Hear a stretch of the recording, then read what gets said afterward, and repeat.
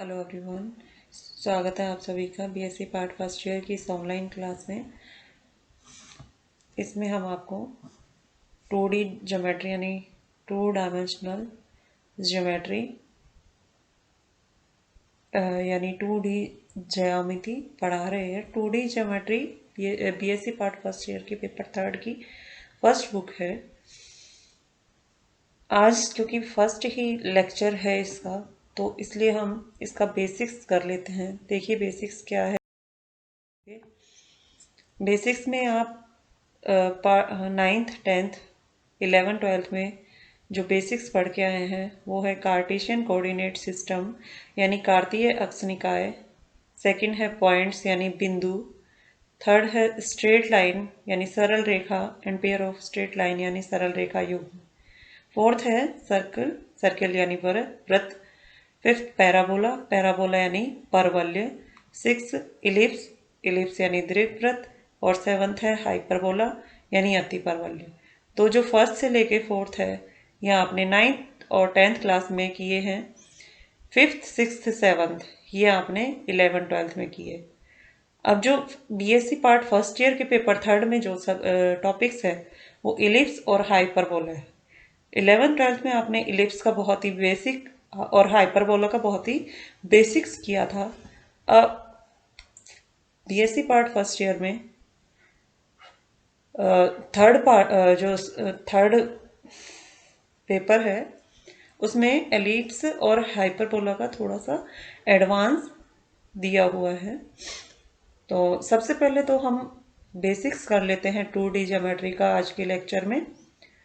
तो बेसिक्स में सबसे पहले हम कार्टेशियन कोऑर्डिनेट सिस्टम के बारे में रिवीजन करेंगे। ओके, यहाँ पे हम देखिए कार्टेशियन कोऑर्डिनेट सिस्टम का रिवीजन कर रहे हैं।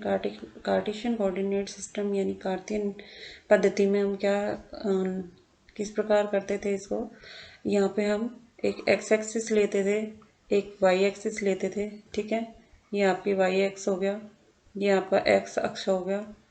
ये जो रेखा है दोनों एक दूसरे को कहाँ पे काट रही है, 90 डिग्री के एंगल पर इंटरसेक्ट कर रही है। ठीक है, ये 90 डिग्री का एंगल, इसको आप मूल बिंदु यानी ओरिजिन होता था ये आपका, जिसके कोऑर्डिनेट 0 0 होते थे। ठीक है, यानी इसको आप ओ से डिनोट करते थे। ठीक, इसमें देखिए 0 से x की तरफ सारी वैल्यूज पॉजिटिव होती थी, 0 से x की तरफ सारी वैल्यूज नेगेटिव होती थी। इसी प्रकार 0 से y की तरफ अगर हम जाएंगे तो वैल्यूज किस प्रकार की होंगी, नेगेटिव होंगी। इसी प्रकार 0 से y की ओर जाएंगे तो वैल्यू क्या होंगी, पॉजिटिव होंगी। ठीक है, अब यहाँ पे देखिए 4 क्वाड्रेंट है यहाँ पे। ये फर्स्ट हो जाएगा, फर्स्ट क्वाड्रेंट लिख देंगे हम आपको, इसको लिखेंगे हम सेकंड क्वाड्रेंट, इसको हम थर्ड क्वाड्रेंट, और इसी प्रकार ये कौन सा क्वाड्रेंट हो गया, फोर्थ क्वाड्रेंट। ठीक है, 4 क्वाड्रेंट हो गए। फर्स्ट क्वाड्रेंट की अगर बात करें तो वैल्यू कैसी आएगी। ओके, सबसे पहले यहाँ पे देखिए कि कोई भी बिंदु एक्स वाई तल पर होगा। मान लीजिए ये बिंदु है। ठीक है, तो ये बिंदु किस प्रकार का होगा, ये कुछ इस प्रकार का दिखाई दे रहा होगा, एक्स कॉमा वाई टाइप का। ठीक है, ऑर्डर्ड पेयर ऑफ 2 एलिमेंट्स होंगे यहाँ पे। ठीक है, तो पहला मान हमेशा x का आएगा और दूसरी वैल्यू आएगी y की। ओके, इस बिंदु को मान लो मैं P से डिनोट कर रही हूँ, तो इसके जो निर्देशांक होंगे वो x, y से हमने लिख दिए। ठीक है, अब जो x y की वैल्यू फर्स्ट क्वाड्रेंट में किस प्रकार की आएगी वो देखते हैं हम, क्योंकि फर्स्ट क्वाड्रेंट में ये वाला आपका फर्स्ट क्वाड्रेंट है। ठीक है, इस फर्स्ट क्वाड्रेंट में आप देखिए 0 से पॉजिटिव x की तरफ आप जा रहे हो, पॉजिटिव यानी धनात्मक मान की तरफ आप x में बढ़ रहे हो, तो x का मान पॉजिटिव आ गया यहाँ पे। और इसी प्रकार 0 से y की तरफ अगर आप जाएंगे तो y का मान किस प्रकार का आपको मिलेगा, पॉजिटिव। तो फर्स्ट क्वाड्रेंट में आपकी जो वैल्यूज होंगी निर्देशांक की वो प्लस प्लस में आएंगे। ठीक है, इसी प्रकार जो सेकंड क्वाड्रेंट है उसमें x का मान माइनस में आएगा और y का मान प्लस में आएगा। ठीक है, थर्ड क्वाड्रेंट की अगर बात करें हम तो दोनों ही वैल्यूज नेगेटिव में आएगी, क्योंकि देखिए 0 से x डैश की तरफ भी नेगेटिव वैल्यूज हैं, 0 से y डैश की तरफ भी सारी नेगेटिव वैल्यूज हैं, तो दोनों ही मान नेगेटिव नेगेटिव में आएंगे x और y के। फोर्थ क्वाड्रेंट में अगर हम बात करें तो x का मान प्लस में और y का मान माइनस में आएगा। ओके, नेक्स्ट देखिए आप, ये अगर कोई बिंदु P, ये जैसे ये बिंदु है, ये P है, ठीक है, ये बिंदु क्या है, P है। ठीक, ये बिंदु क्या है, P है। तो P को आप, P के जो निर्देशांक है वो किस प्रकार निर्धारित होंगे, P की आप x, ये जो P बिंदु है इसकी आप सॉरी, P बिंदु की x से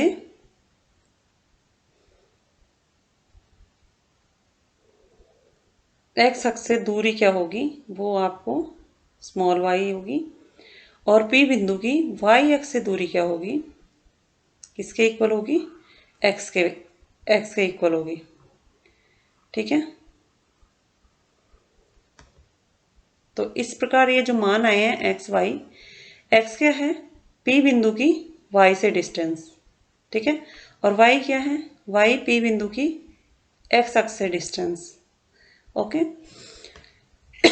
नेक्स्ट आप देख सकते हैं कि यहाँ पे अगर हम इस बिंदु की बात करें, ये ओरिजिन से यदि इस बिंदु की जो दूरी है वो a के बराबर है ना, तो इस बिंदु के निर्देशांक क्या होंगे, क्योंकि मैंने बताया था कि x अक्ष पर y की जो वैल्यू होती है वो 0 के इक्वल होती है, और y अक्ष पर x का जो मान होता है वो 0 के इक्वल होता है। तो इसीलिए जो ये बिंदु है, यदि ये 0 से यहाँ तक की डिस्टेंस a है, ठीक है, यहाँ तक की जो डिस्टेंस है वो किसके इक्वल है, a के इक्वल, तो यहाँ तक का जो इसका कोऑर्डिनेट होगा, इसका कोऑर्डिनेट क्या होगा, a,0। इसी प्रकार यदि इसकी बात करें तो यहाँ से यहाँ तक की जो डिस्टेंस है, यदि वो -a है, सॉरी a है, लेकिन वो नेगेटिव की तरफ जा रहा है इसलिए -a हो जाएगा। ठीक है, -a और y की मान कितना है, 0, तो इसके निर्देशांक हो जाएंगे -a, 0। अगर y पर कोई बिंदु है तो उसके निर्देशांक किस टाइप के होंगे, 0, y टाइप के, है ना। और नेगेटिव की तरफ अगर हम देखें तो 0, -y टाइप के होंगे। ठीक है, तो ये हो गया आपका यहाँ पे।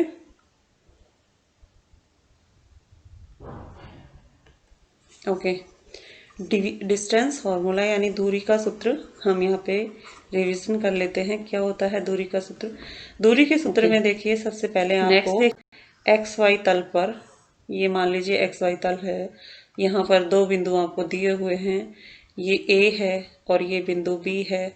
तो आप यहाँ पे जो दूरी है ए और बी की वो सबसे शॉर्टेस्ट डिस्टेंस होती है, ए और बी की सबसे शॉर्टेस्ट डिस्टेंस लेते हैं हम। ओके, सबसे पहले आपको ए की कोऑर्डिनेट पता होने चाहिए। मान लीजिए ए की कोऑर्डिनेट है x1, y1 एंड जो बी के कोऑर्डिनेट हैं x2, y2।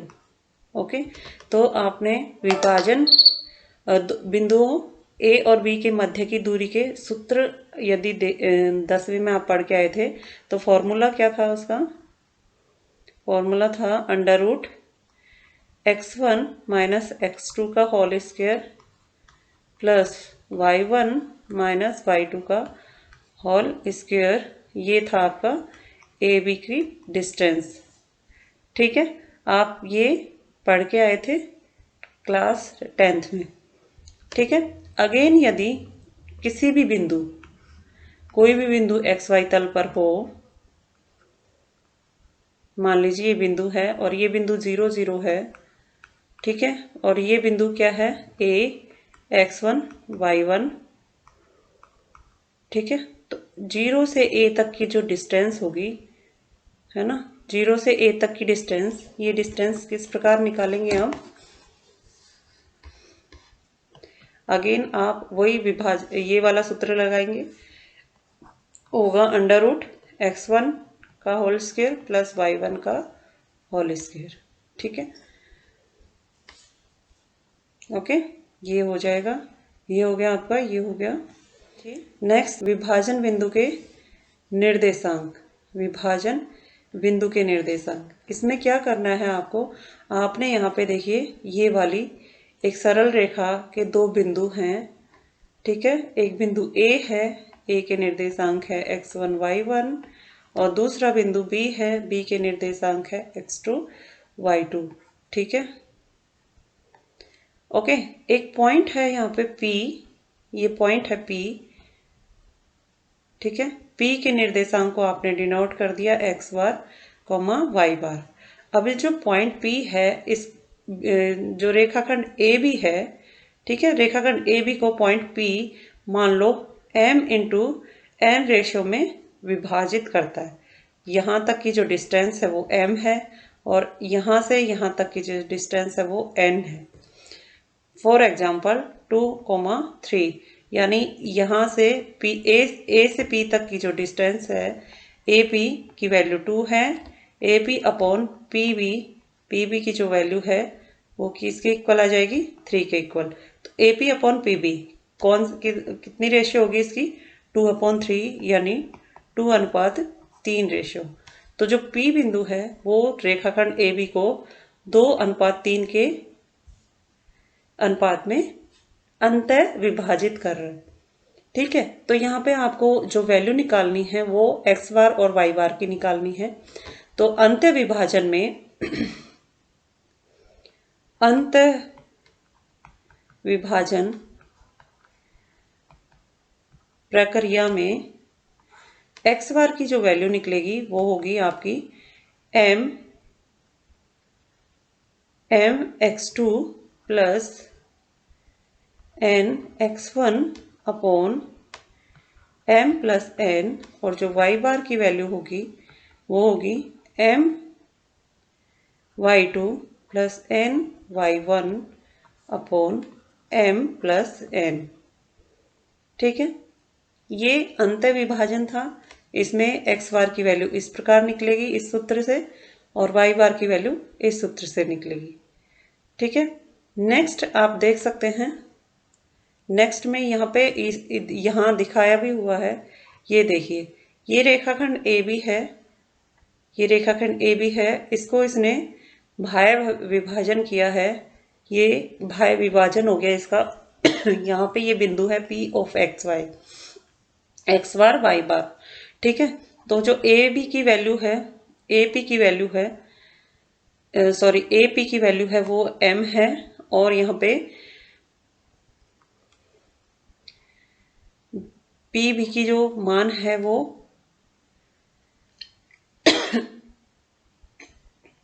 n है। ठीक है, तो ये किस प्रकार होगा, यहाँ पे किस तरीके से वैल्यूज निकलेंगी वो हम आपको आगे बताएंगे। Next, okay. अब भाय विभाजन की अगर हम बात करें तो भाय विभाजन दो प्रकार से होता है। मान लीजिए रेखाखंड AB है, AB। ठीक है, ओके। इसका एक यहाँ से अगर यहाँ तक की डिस्टेंस ले, ये P बिंदु हो गया यहाँ पे कोई, B और P को हमने मिला दिया स्ट्रेट लाइन से। ये x बार y बार है बिंदु P। ठीक है, बिंदु A है x1 y1, बिंदु B है x2 y2। ठीक है, और बिंदु P है x बार y बार। m अनुपात n की रेशियो में भाय विभाजित कर रहे हैं। ठीक है, इन A और B के अंदर नहीं है P बिंदु, बाहर है। ओके, तो यहाँ पे जो A P की जो डिस्टेंस है वो किसके इक्वल है? A P की डिस्टेंस m के इक्वल है, और B P की डिस्टेंस n के इक्वल है। ठीक है, तो A P upon B P की जो रेशियो होगी वो m अनुपात n में आएगी। और ये किस प्रकार का विभाजन है? भाय विभाजन। ठीक है, तो यहाँ पे भाय विभाजन में एक्स बार और वाई बार का मान किस प्रकार निकालना है? एक्स बार का मान निकलेगा m x2 minus n x1 upon m minus n। Again Y bar निकलेगा आपका m y2 minus n y1 upon m minus n। इसी प्रकार यदि ये जो P बिंदु है वो P बिंदु ये रेखाखंड ए बी है, ए बी, और यदि ये P बिंदु इधर की तरफ हो x की लेफ्ट साइड में, ठीक है, तब भी हम x बार और y बार का मान इन्हीं सूत्रों से निकालेंगे। ठीक है, y विभाजन के x बार y बार के मान निकालने के तरीके यही होंगे दोनों। नेक्स्ट देखिए जो ओके, अब हम मध्य बिंदु अगर किसी रेखाखंड का निकालना है, यानी ये कोई रेखाखंड है ए बी, एक रेखाखंड ले लिया हमने, है ना, उसका कोई मध्य बिंदु हो गया ये पी, ठीक है, ये मध्य बिंदु है पी, यानी इसके कोऑर्डिनेट अगर हम एक्स बार वाई बार लें, बी के x2 y2 ले लिए और ए के ले लिए x1 y1। ठीक है, तो हम किस प्रकार निकालते थे एक्स बार का मान? क्योंकि एक्स बार इन दोनों के बीच का बिंदु है। ठीक है, तो एक्स बार का मान जो निकलता था वो निकलता था आपका x2 प्लस x1, दोनों को ऐड कर दो और 2 से भाग दे दो, ये एक्स बार का मान होता था। एंड वाई बार का मान क्या होता था? y2 plus y1 upon 2। ठीक है, तो x बार का मान आएगा x1 plus x2 upon 2 and y बार का मान आएगा y1 प्लस y2 अपॉन 2। ये किसके मान हैं? x बार कोमा y बार के, यानी p के निर्देशांक। ठीक है, तो ये थी आपकी मध्य बिंदु की बात, मध्य बिंदु। Thank you so much. Next में भी हम कुछ रिविजन्स ही लेंगे नेक्स्ट लेक्चर में भी। Okay, bye.